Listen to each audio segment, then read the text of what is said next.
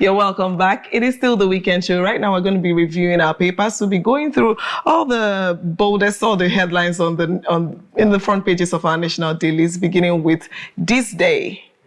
The boldest headline we have here says, ahead of emergency rule expiration, Ibas say he has fulfilled Tinubu's mandate in Rivers. Also on this paper, recapitalization.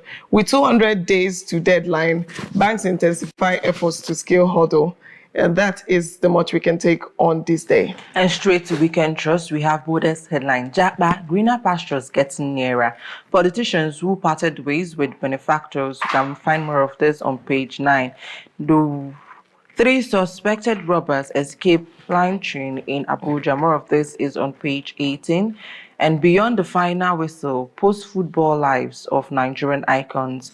This is on page 38. And finally on this paper, 12,000 doctors down tools as strike begins. You can find more of this on page 18.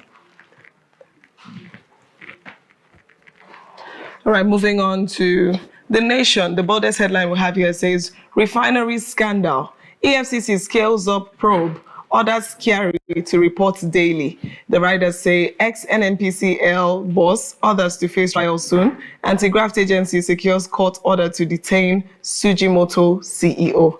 Also on this paper, patients stranded in hospital as resident doctors begin strike. Tinubu's policy is good for economy, says Nigerian Economic Society. Hilda Bassi completes jollof rice challenge, awaits Guinness verdict. And finally, Dangote NewsUpdate streamlined deal at fresh meeting with DSS. That's the much we can take on The Nation. Moving on to Saturday's Sun, despite minister's clarification, opposition against fuel tax mounts.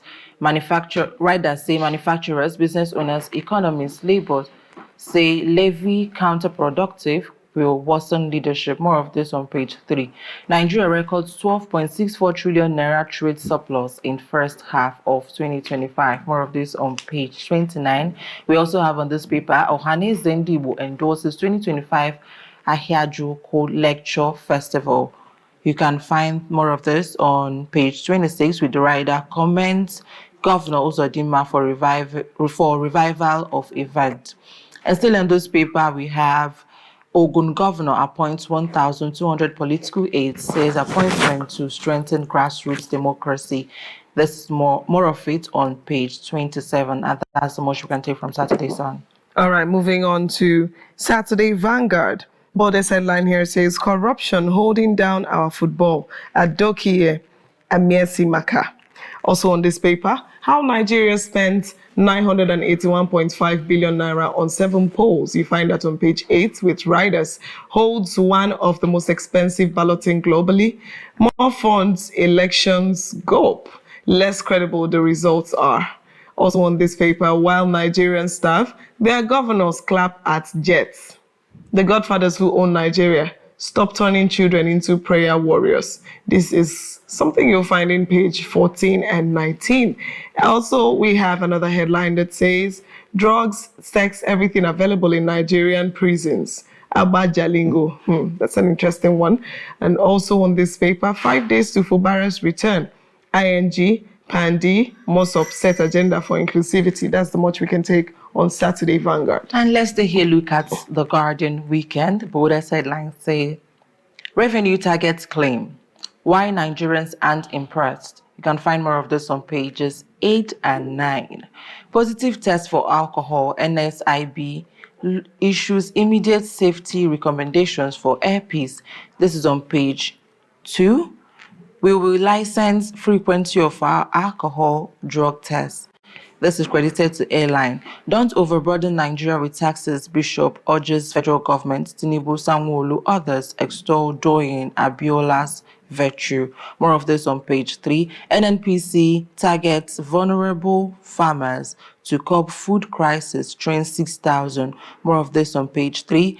Federal government hails Bayelsa, Namibe, sister cities deal. Nigeria assures Angola on revived joint commission. More of that on page 36.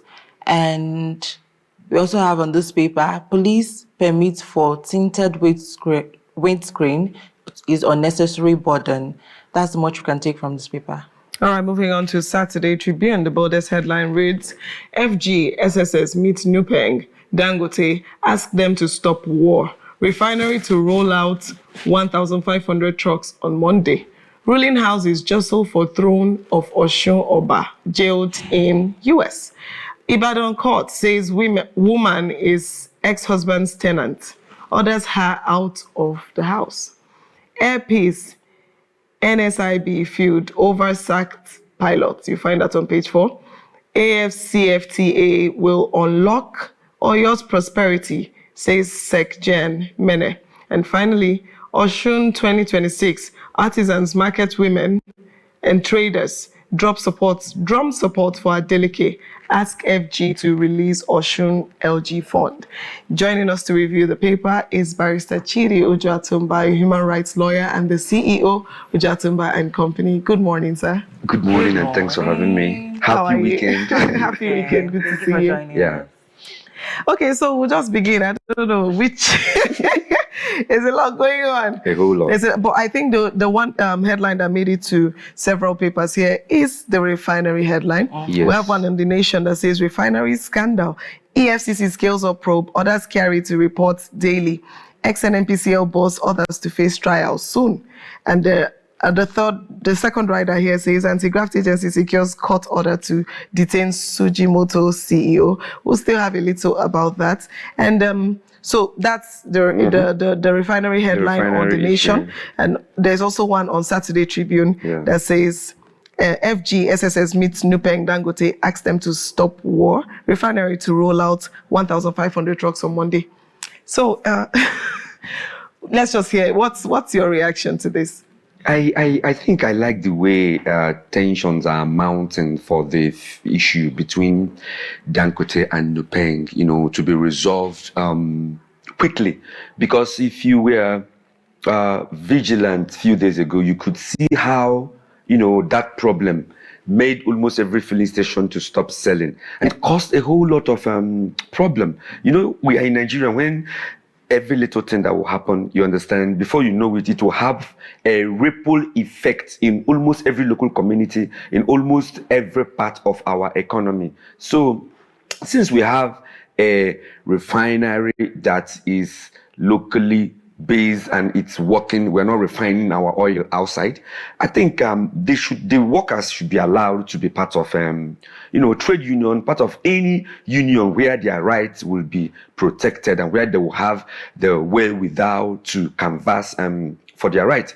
Because trade union is one of the most important people in our society. They hold government to ransom when they are implementing policy that do not affect people. So I think workers of Dangote Refinery should be allowed, and the issue concerning who is buying fuel or who is carrying fuel, all those issues should be resolved. Now, when we shift a little bit and go into the EFCC, looking into what is happening in NNPC, inviting Kyari and all the rest of them, the investigation should not just stop. We wouldn't want a situation whereby tomorrow now somebody will make a call from Aso Rock and this investigation should stop. If you look at the Nigerian economy, you could bear me witness that oil makes up almost, I think, more than 85% of our GDP. Every budget is based on oil, both refined one and the one that are not refined. So if we happen to witness corruption in this field, I don't think it's something that should be taken with kid glove. The politicians should stay away, since it's now a company, a kind of a private company on its own. Let EFCC move into there and investigate whatever that happened during the era of Kyari. It should not be politicalized. It's not, before you know it now, calls will be made and every allegation will now be swept under the carpet, thereby encouraging corruption. I keep on telling them that Nigeria is actually a great nation, okay? When you look at all the indices, I heard a former judge talking this morning. When you look at all the indices, you find out that Nigeria is an exceptional country. Mm-hmm. But we have two major problems. That problem is the problem of corruption and the problem of bad leadership. people rigging election, buying judges, forcing their way into all offices.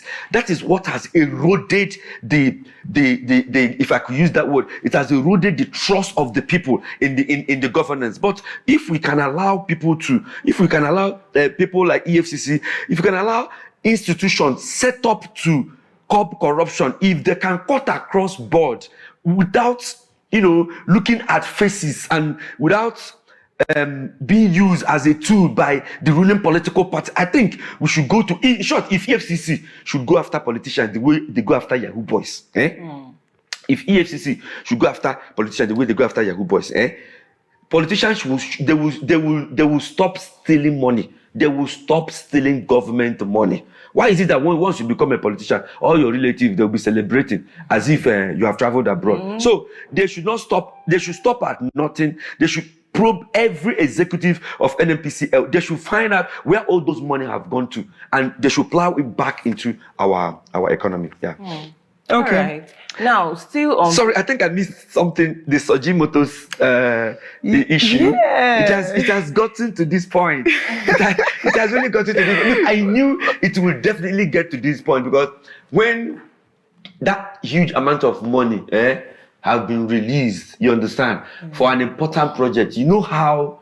Let me say, do you know this smart school thing? It's more or less like a pet project to the governor of Enugu State. Yeah. It's something that he holds dear to.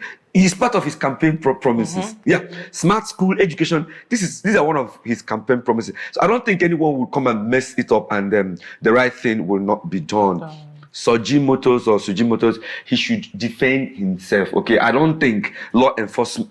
People should stop being afraid of law enforcement. Starting from military to police to DSS, don't be afraid of them. If you have a matter there, go there with all your facts and your figures. Let them trace and see where the monies have gone to. If those monies have been used to, Sojimoto is like a major contractor. Yeah. He also work with other subcontractors, those who have been contracted to supply one or two things. They should trace the money. I have done a real-time investigation, kind of a financial investigation with EFCC. I can beat my chest and tell you that I have seen how they trace money from one bank to the other. So if they say that I have secured a kind of an order of court to detain him, let's see how it goes, because I wouldn't want anything that will also kind of be a kind of a deterrent, or rather be an abuse of his own fundamental right. Let him answer for the case, you understand, because that very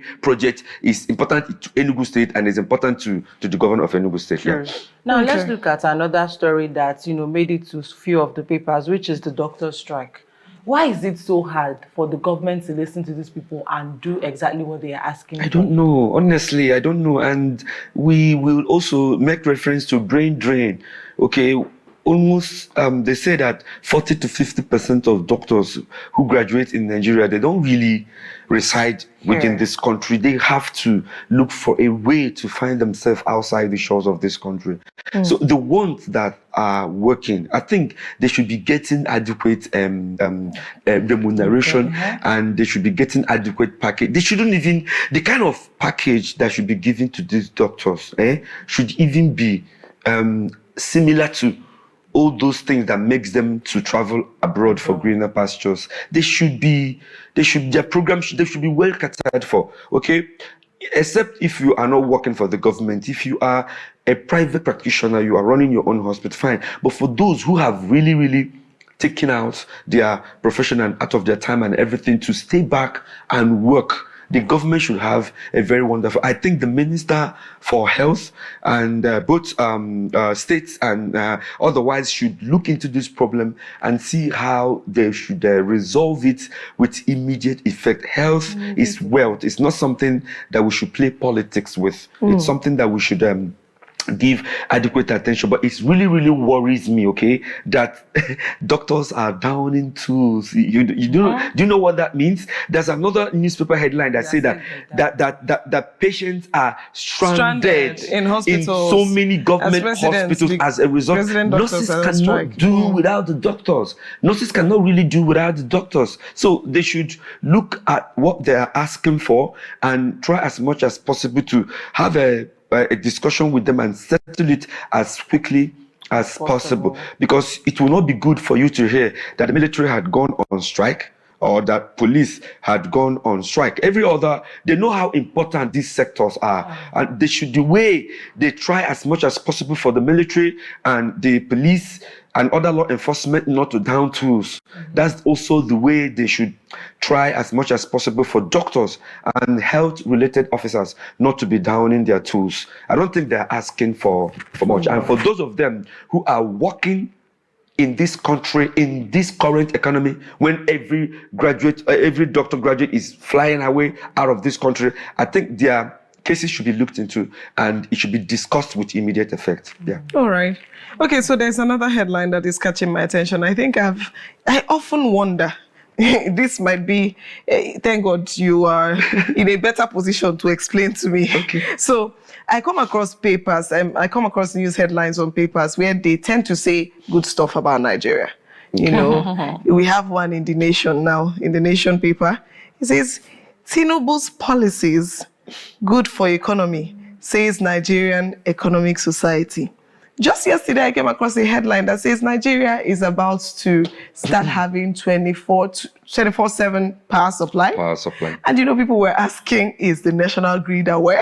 There's another rider. Oh my God. Yes, it's national grid aware. We have the national grid that collapsed like, oh my God. So there are so many riders, so many headlines here. I can't really go through all of them. There's another one. There's another one that talks about how much money Nigeria records 12.6 trillion naira trade surplus. Yes, 2025. Yes, I saw it on, and so many, here and there. And why it baffles me, or why it sort of confuses me, is the fact that we are not.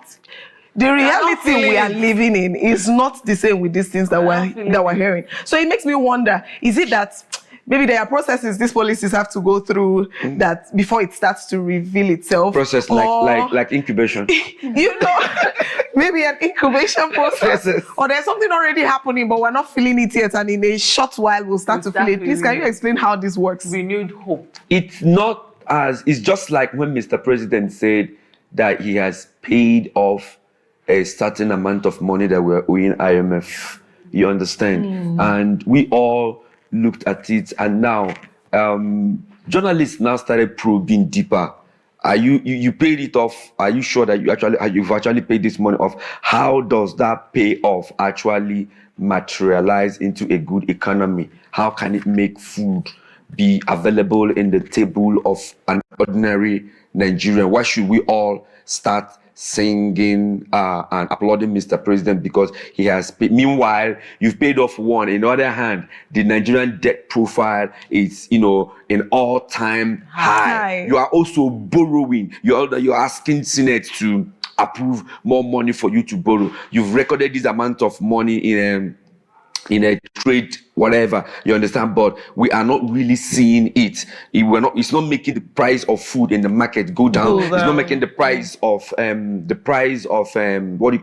fuel to go down. We are not really seeing this thing. It's not as if these things are not happening. But that's why I talk about corruption. You understand? And that's why I talk about when we have when we use hyperbole, or when we try to report a certain thing in such a way that it will give accolade, you understand, to the ruling government, without really asking ourselves, how does this thing make the life of Nigerians better? It's not a good reportage. It's not even something that we should pay attention. It should be at the back page, you understand, of every newspaper. It's not until they now learn how synergy is important. You understand? If you are releasing policy and you are implementing policy, you should also have a kind of a measure that you will use to know whether these policies are making the life of Nigerians better. Not just going on the pages of newspaper and you have recorded this, you have recorded that. It's just like when subsidy was on, okay?